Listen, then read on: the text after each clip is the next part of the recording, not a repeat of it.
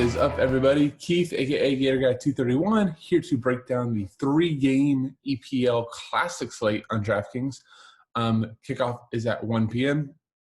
And thank God that on this slate we get all the lineups at once, because as we're getting closer and closer to the season, as a lot of these teams are going to be having less and less to play for, while on the other side, obviously, a lot of them are going to have everything to play for. It's going to be really important to be able to adjust to situations and make the right decision off that lineup info. And so yesterday was a great example. I kind of hinted towards maybe Emi Buendia not playing, making Kenny McLean at 3K an easy play. Exactly what happened. I think McLean ended up finishing double digits, not like all because of the set share, right? I think he took like 2 corners, but just a lot more responsibility. It was a great AM day as a result. I saw one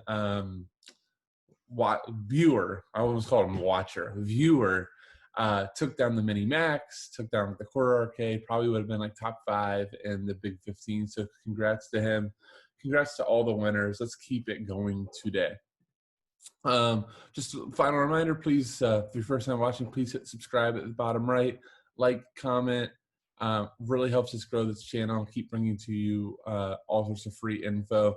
And let's just jump right into it. And, obviously at the bottom, if you click the cheat sheet and you want to join for premium stuff at FSI, we would love to have you. All right, so on the classic slate, this is your Man City roulette slate, as we call it. Man City's minus 833. That could grow by kickoff. And a 3.75 total, hosting Bournemouth, who really do have everything to play for, but this is not the right spot for them. I really think they're going to have to bunker pretty hard and just try for as long as possible to keep it scoreless to have any chance. And it's not really what Bournemouth does, is keep things scoreless. Tottenham on the road to Newcastle, minus 136. It's a 2.5 total. Tottenham is still very much playing for a European spot. They are 3 behind Wolverhampton and 2 behind Sheffield for that crap 7 spot, play-in type of thing. But it's Jose. He definitely wants European competition. And then we see Wolves minus 128. Again, they are holding on to that Europa League spot. They are away to Bournemouth. That is a 2 total, and I even saw a little bit of juice on the 2. I'll do the Liverpool Arsenal thing at the very end of here, and we'll go from there. So let's just talk. I already said it's Man City roulette. Let's just talk about what that's going to mean. So first and foremost, I just think if you make a roster construction that does not have at least 3 City studs in it, I think you probably messed up. The only person I could think of that I could excuse you paying up for is Heung-min Son, who's been an amazing form versus Newcastle. Here's the thing with City Roulette and why you do extra City pieces. It's not because I think Raheem Sterling, Riyad Mahrez, and Gabriel Jesus are all going to outscore Heung-min Son, right? I'm going to concede that Son may outscore 2 of the 3 of them. But what happens with City, what happens with these huge dominating teams, and especially a team like City where they don't exactly get built in with the best floors. Let's say that I do Sterling and Jesus. I follow the form from last game, and I fade Mahrez to get Son. Well, Mahrez is the guy that shows up with 2 goals and the assist. Son does okay. He has 16. Meanwhile, Sterling does 20, so it's great. But Jesus only does 8. Well, I just kind of shot myself in the foot by not playing the Mahrez ceiling, right? So that's why we have to, a lot of times it's best to just take multiple of the pieces to just increase your chances of getting it right. And they're all going to have so much ownership that by doing so, you're just going to increase your odds of winning. So that is why the roulette wheel, that is why we want to go ahead and put the chips everywhere. It might not be, I guess the roulette metaphor or whatever we want to call it doesn't work that great. But let's just say that we knew that only one part of the roulette wheel was all that good. We would want to put our money there and it'll be all right. So let's talk about City. I do think there's a great chance that we don't see Kevin De Bruyne, which if that's the what happens, it does make the slate easier. He's just been starting game after game. City's already told us that they are very much ready to make the FA Cup, their pseudo Premier League, or their pseudo English Championship on top of the Champions League. And with that big game coming up in 4 days, I really do think that there's a good chance we see a lot of rotation here. And sorry about that. Keep having some tech glitches with my internet. But I was just talking about the rotation. I think that with the game coming up on Saturday versus Arsenal, the FA Cup semifinals, Pep says he absolutely wants to win. I don't think we see De Bruyne. There's a very good chance that we don't see one of like Mahrez or Sterling too, or even Jesus. So just be ready to pivot. I'm excited for that reason. So let's just kind of talk like this is the formation. The one thing I would just say, I fully expect Phil Foden to start in one of these spots. So whether that's for Mahrez, whether that's for Sterling, or whether it's in midfield and, he and Silva kind of just free form off of one another and interchange, I do think you see Phil Foden, which at 8K I really like. Here's the other thing about Phil Foden. Especially if you see him in this lineup without Mahrez, there's a good chance he's going to have some set pieces. And that would only just increase his floor. So if Mahrez is in, though, we know Mahrez has some corners. Obviously, incredibly, trying to the right. We're dangerous off the right. High shooter, high crosser, going to get shots assisted. He would be the lock and probably the most popular player on the slate. Raheem Sterling is coming off with 3 goals. I'm going to take my little victory lap on that one in every single core on that slate. Have no idea. I just thought his price was pretty sweet. I did not expect 3 goals. I did not have some sort of magic potion that made me know he's going to have 3 goals, but it felt good to get it right. I think he will be the other chalkier piece if we see something like this. Just anybody from wide positions on City always comes in with a little bit better for than centrally. Now, I still think that you could easily fit in Gabby Jesus if you think that City could show up with 3+ goals, as the bookies think as well. Just a pure, like, one of Jesus's better games since Aguero was out last time versus Brighton. I'm sure he would love to carry that form in versus Bournemouth. David Silva, we're 2 games removed from his ceiling. I'm always a little bit cheaper, always a little bit lesser owned of all the City pieces, so he's in play. Bernardo, I'd love as a footballer. Again, he's the other City attacker. He would have some sort of share of sets potentially, and just quality player overall. You can always play the City fullbacks as well. Just keep in mind with City fullbacks is they are so game flow dependent. I've talked about that a lot, but when City is way ahead, they do not really cross the ball. They will still get involved, but they are not going to be crossers. Pep, really does not like a cross that much. He wants the ball played on the ground, and he wants the movement to open up the goal.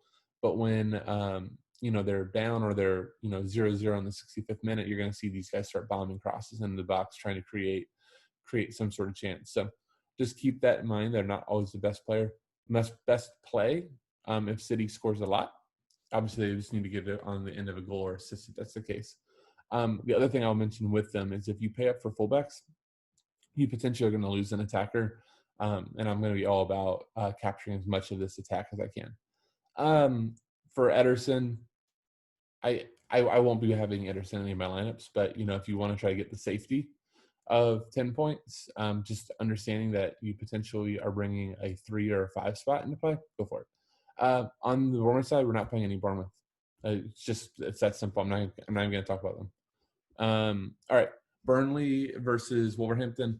Burnley is a solid dog here. The one thing I want to bring up with the Wolves, I think João Moutinho comes back in the lineup, so I don't really agree with this right away. Probably in for Podence, and they would maybe play 2 up front. I think Traore is still having some fitness issues. Let me just quickly pull that up. No, I mean he doesn't show up on any injury report, so I wouldn't. I would expect Moutinho and Traore. And Traore, you can make a case for being cash eligible. Again, no, you're gonna lose a city piece. And then with John Moutinho likely coming in, maybe over Dendonker, something like that, he would jump on all set pieces. I don't think it's a John Moutinho slate with City, but it's there. I would just kind of to like not make this too long. I would say almost any Wolves piece is fine as like pivots off of City chalk, but they are not needed at all. Like I just don't think that we're talking about any sort of optimal build having any sort of Wolves expensive piece. You want to go ahead and try to get a sub 4K play. Now I think you're talking a little bit more, if you see Dendonker or you see Ruben Neveson, I think both of those are fine in a game that they should kind of control possession. Here's the thing about Burnley, though. They're just not a bad team. So, and they're very, very disciplined. So I don't know that you're exactly giving up City for any sort of great piece. But, if you're a GPP player and you're all about ownerships, Raul Jimenez might come under 10% in the big GPP. So, you think he's going to show up with 2 goals, rock on. On the Burnley side of things, yeah, I just don't see a lot of pieces that you're looking at it for here. Maybe somebody cheap, Josh Brownhill is coming after a good game. I always like J-Rod for a low own goal. Unfortunately, he showed up with a great goal versus Liverpool.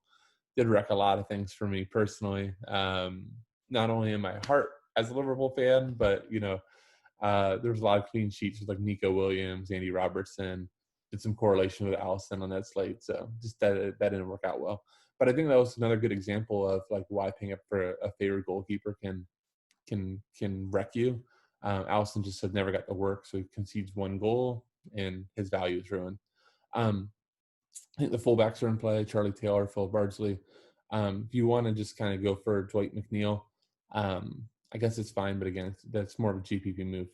Finally, I just want to note, just keep in mind, Wolves always struggles in these type of games. I don't know what it is.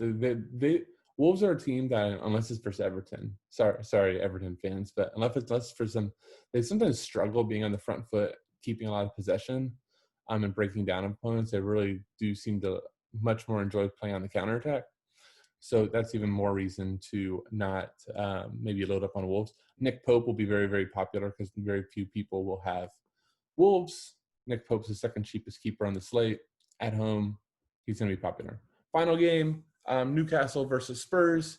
Kind of stay on brand for me. I always prefer Newcastle at home versus away. I think that but that's obviously a lot to do with like the crowd and how crazy that St. James Park can get. But that said, Martin Dubravka is, of course, going to be one of my options today. Just if you look at his splits home and away, he's just one of the elite keepers at St. James. And, a matchup versus Spurs is not going to scare me. Any of the Newcastle pieces, again, to me, are just GPP. I'm not going to be firing after like Matt Ritchie or John Joe Shelby for those set pieces. If I am going at any sort of Newcastle piece, it would be shooting for goals. So maybe like an Alan St. Maximin or Dwight Gale, or even, go lower own Joe Ellington. On the Spurs side, the only cash play to me is Heung-min Son on half the sets, and just an amazing, amazing attacker and great form. So I think you can absolutely consider him in cash over a City piece. I just personally don't think that would be something I do. Gio Lo Celso is another cashy type of play, but hey, I'd rather play like a David Silva versus him too. So again, I'm not trying to like down all the plays. This is a Man City say. They're almost close. They're almost minus 900. Like, don't overthink this. You should be focusing on your City pieces. Yeah, I think that honestly, that's kind of going to do it for the breakdown of the classic slate. So get your City, try to get your City right, and then just fill it in from there. I really do think, though, that from a goalkeeper perspective, if you spend up on the slate, you screwed up. Look at Pope, Dubravka. I think that's where I'm going to go at least. And then defender, if we get some cheap fullbacks, that's fantastic. If we don't be scared of playing like a City center back or a dog center back to fit in the pieces you want, on these city slates where they do score 4 or 5 goals. That's ultimately a lot of times what wins. Well, good luck today. Thank you all so much for watching again. And, I got to think of a great way to end these at some point. If anybody has like a good line to end, let me know. And meanwhile, I'll be thinking about it too. But I wish you all luck. Have a great day.